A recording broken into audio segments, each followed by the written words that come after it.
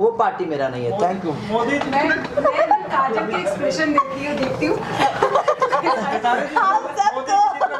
मायने रखते हैं। आप जिस पार्टी में है, आप मेरे हैं, वो पार्टी मेरा नहीं है। Thank you. मोदी जी, मैं काजल के एक्सप्रेशन देखती हूँ।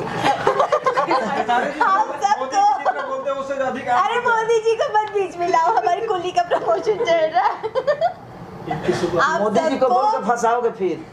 आप सबको हमारी तरफ से कुली नंबर के सारे वर्कर्स और सारे टेक्नीशियंस और सारी टीम की तरफ से ईद की ढेर सारी शुभकामनाएं। अब मत बोलना।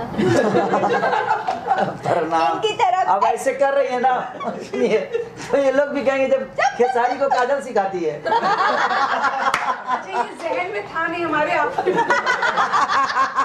नहीं ऐसे करने के, ऐसे करो जैसे हमारी माँ बाप करते हैं ना, बेटा हाथ जोड़ लो छोटी। मैं चाहती हूँ छठी मैया है। मैं चाहती हूँ आप कुछ बोलो, मैं सिर्फ हाथ जोड़ो, मैं आपकी तरफ से बोल दे रही हूँ।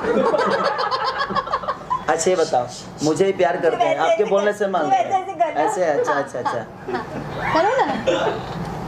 नमस्कार, प्रणाम। मैं खेसारी लाल यादव और मैं काजल राघवानी। आप सबको ईद की ढेर सारी शुभकामनाएं।